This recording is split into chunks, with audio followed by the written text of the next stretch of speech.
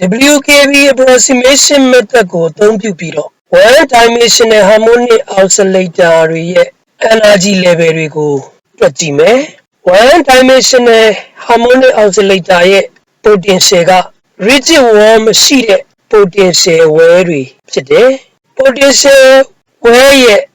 နံရံနှစ်ဖက်စလုံးဟာ permeable wall တွေဖြစ်ကြတယ် potential ရဲ့နံရံ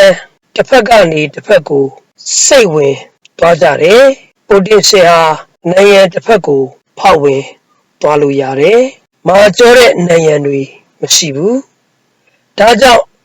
rigid wall မရှိတဲ့ potential wire တွေအတွက် WKB approximation ကပေးတဲ့ quantization rule ကိုသုံးပြီးတော့အသုံးပြုပြီးတော့ harmonic oscillator ရဲ့ energy level တွေကို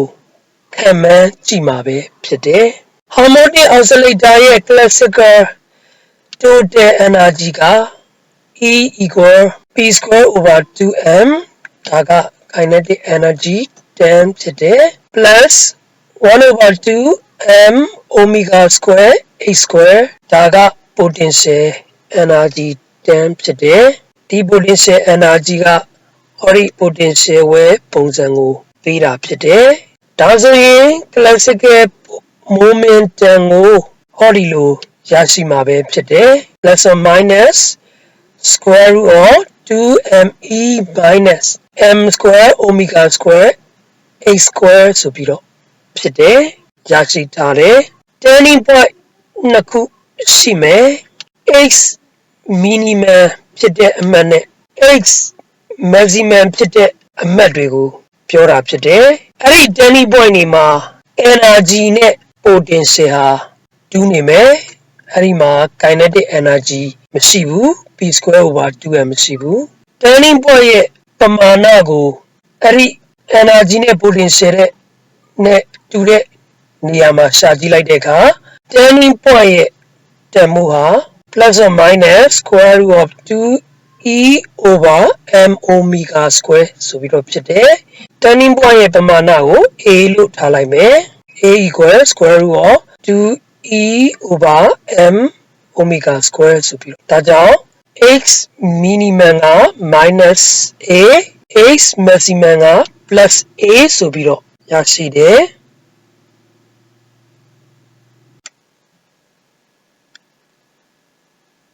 rigid wall မရှိတဲ့ potential well တွေအတွက်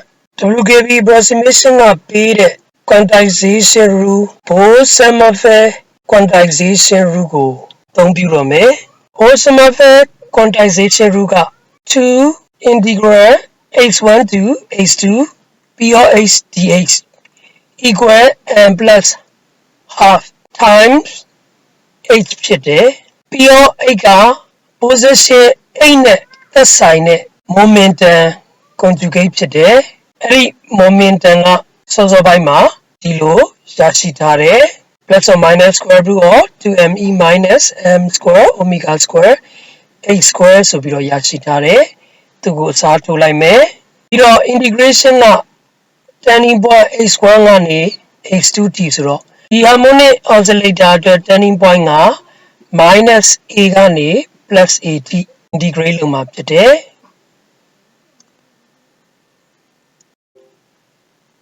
အရင်ဆုံး integration လေးကိုရှင်းကြည့်အောင် integration limit minus a ကနေ plus a ထိကို integration limit ကိုပြောင်းလိုက်မယ်0ကနေပြီးတော့မှ a ထိဒါကြောင့်တစ်ဝက်ဆိုတော့ဒီမှာ factor 2လေးထွက်လာမယ်2လေးနဲ့ရှေ့က2နဲ့မြောက်လိုက်တဲ့အခါ4ရမှာဖြစ်တယ်ပြီးတော့ဒီ square root အောက်က argument တွေထဲမှာဟောဒီပထမတန်းကို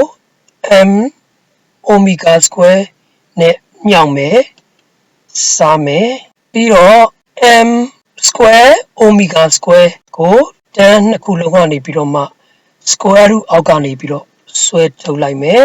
m square omega square square root အောက်ကနေဆွဲထုတ်သွားပြီးတော့ m omega ဆိုပြီးတော့ရမှာဖြစ်တယ် square root အောက်မှာလဲ 2e over m omega square minus h square ပဲကျန်ခဲ့မယ် 2e over m omega square က ရှေ့မှာ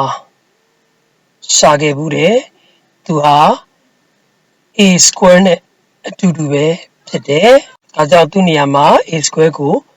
အစားထိုးလိုက်မယ်ပြီးတော့ Ori integration ကိုဖြည့်ရှင်းဖို့အတွက် change of variable တွေကိုပြောင်းလဲတဲ့နည်းလမ်းကိုသုံးပြီးတော့တွက်ပဲ x ကို a sin theta လို့ထားမယ်အဲ့ဒီခါမှာဒီ x က a cosine theta d theta ရမယ်ပြီးတော့ integration limit တွေကိုကြည့်မယ်ဆိုရင် x က0ဆိုရင် Ori a sin theta ကလည်း0ဖြစ်ရမယ် a sin theta 0ဖြစ်ဖို့အတွက် sin ရဲ့ argument တွေက theta ဟာ0ဖြစ်ရမှာပဲဖြစ်တယ် sin 0က0ဒါကြောင့်0ရမယ်ဒါကြောင့် a 0ဆိုရင် theta ကလည်း0 x က a ဆိုရင် a sin theta ကလည်း a ဖြစ်ရမယ်ဒါဆိုရင် sin theta က1ဖြစ်မှ a ဖြစ်မှာပေါ့